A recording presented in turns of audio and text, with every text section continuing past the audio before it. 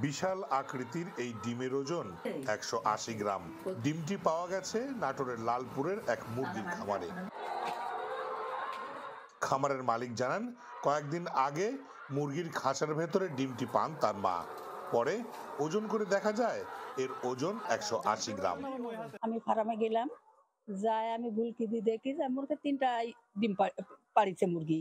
তারপরে হাত দিয়ে দেখি না একটা। আমি তো খুশি, জীবনেও দেখিনি যে এরকম ডিম, কোনোদিনও দেখি নাই। তারপরে সেই ডিমটা নিয়ে তাবুত লোকেকে আমি দেখাচ্ছি। আমার আম্মা মনে করে যে হয়তোবা 3টা ডিমই আছে, কিন্তু উঠাতে গিয়ে দেখে শুধু একটা ডিম। খবরটি চারিদিকে ছড়িয়ে পড়লে ডিম দেখতে ভিড় জমান কৌতূহলী মানুষ। এত বড় ডিম এর আগে দেখেননি বলে দাবি তাদের। ডিম আমরা কোনোদিন জীবনে এরকম ডিম জীবনে দেখিনি, এত বড় ডিম। মানে আমার বয়স ৮০ বছর, এর মধ্যে কোনো জায়গাতে এইরকম ডিম আমি আমার চোখে পড়েনি বা দেখিও নি। এই প্রথম দেখছি এত বড় ডিম। আমরা আজকে আসলাম, এসে দেখলাম ডিমটা হাতে নিলাম, দেখলাম যে না অনেক বিশাল বড় ডিম।